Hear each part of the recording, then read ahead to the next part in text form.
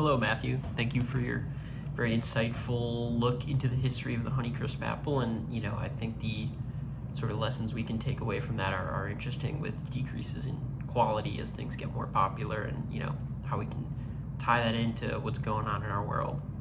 So, good video. So, you asked me about altitude adaptations for humans and for other animals and things like that. So, you specifically mentioned, why do we taste less at altitude, or why are we more sensitive to alcohol? So I'm going to dive into a couple of those things, and then look generally what happens to our body at altitudes, and a couple of interesting things I found. So first of all, why do we taste less at altitude? And when I say at altitude, a lot of this also goes for when you're flying on a plane, because I'm sure as a lot of people know, when you're in a plane, they can't pressurize the cabin to be normal sea level parameters because there'd be too much stress on the airframe. So usually flying at, like, I think about 8,000 feet equivalent. Some of the newer planes, maybe it's a bit lower. So if you don't have experience being at high altitude on a mountain or whatever, or living in Colorado or somewhere there, you can kind of sub out a lot of things for being on a plane and have similar experiences. So mainly it's just due to a lack of pressure. So there's just less air molecules, there's less stuff for you to smell. Smell's a big part of taste, therefore you taste less at altitude. And it also is due to drier air, so it makes your taste buds a little less effective. Something that is interesting is it mainly affects sweet and salty flavors. The other two flavors, such as acid and bitter, are not as affected as much.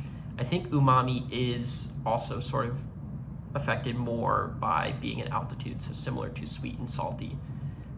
So if you're at altitude or something, maybe make your food saltier or sweeter. And I'm pretty sure that airplane food, they purposely make it salty so that you can taste it better. But I definitely found it interesting that it's not common over all the flavors. It's just sweet and salty, which is interesting.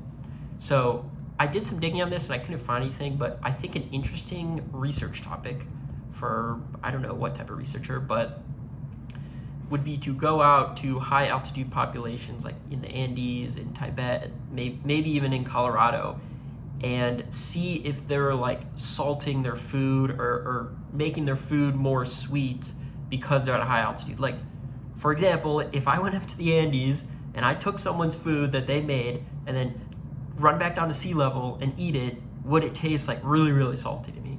I think that'd be something interesting to look into.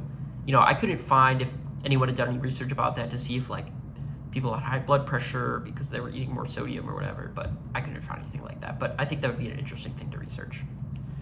So the next thing you mentioned is being a lightweight with alcohol. So this is due to, because there's less oxygen at altitude, and alcohol also kind of messes with the way your body uses oxygen. For, I found a couple reasons why. That might be because of slower breathing rates, because due to drinking alcohol, like your brain kind of relaxes, so you start breathing less, so you're intaking less oxygen. And it might also affect the actual hemoglobin, so like the actual stuff in your blood that is moving oxygen around. Alcohol might be messing with that. So you have less oxygen in altitude, alcohol messes with the way your body uses oxygen, so you kind of get a double whammy there. So I guess this definitely reinforced my belief of definitely not drinking on planes. It's just a bad idea. Like, just don't do it. It messes with you way more. It can mess with, like, you getting over jet lag and things like that. So, in my opinion, don't drink at planes. Also, if you're on top of a mountain, I get maybe you want to have a celebratory beer, but maybe wait till you get back down. So, I don't know. And then, sort of just general stuff about altitude. The main thing to think about when you're at altitude is just there's less oxygen, right? So your body is sort of naturally in a stress state because there's less oxygen, and it can adapt. When you're at altitude, it makes your heart beat faster, you tend to breathe faster, but then over time your body produces more red blood cells, in addition to a number of other things that makes it easier for your body to be at altitude, which, I don't know, I find pretty cool that our bodies are able to adapt so quickly like that to, like, high stress environments, which I think is pretty cool. And the high red blood cell count thing is I think the main reason why a lot of altitude athletes do like altitude camp, if you've heard of that, because you know you go up to these places with less oxygen, your body's like, oh shoot, I gotta produce more red blood cells and do all this stuff and make myself more efficient at using oxygen, which is really good for endurance athletes. And then the other interesting thing I found, well, a couple more. I'm sure as you know, but you know, populations that were born in like Tibet or in the Andes, you know, like Sherpas or whatever, they do have like changes in their genome that make them more efficient at using oxygen, which I think is super cool. You know, I know sometimes human evolution can feel kind of like fixed or it's hard to see, but like that's like they have adaptations to their environment that is different from ours, and I think that's super cool. And then the last thing I'll leave you with is I found a very interesting study from the American Heart Association that said, I think they analyzed populations in Switzerland, so in the Alps, high altitude, and they found that they were less likely to get heart disease or have a stroke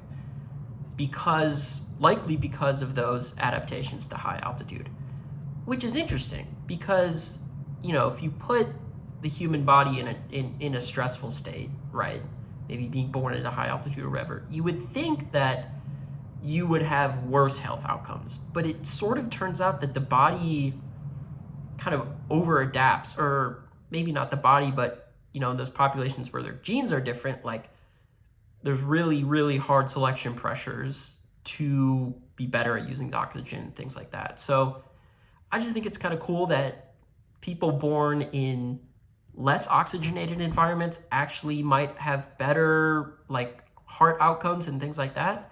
So, you know, my hot take is maybe we should all be born at altitude. Maybe when someone's about to give birth, you send them up to Colorado and they give birth there. But I don't think that would work.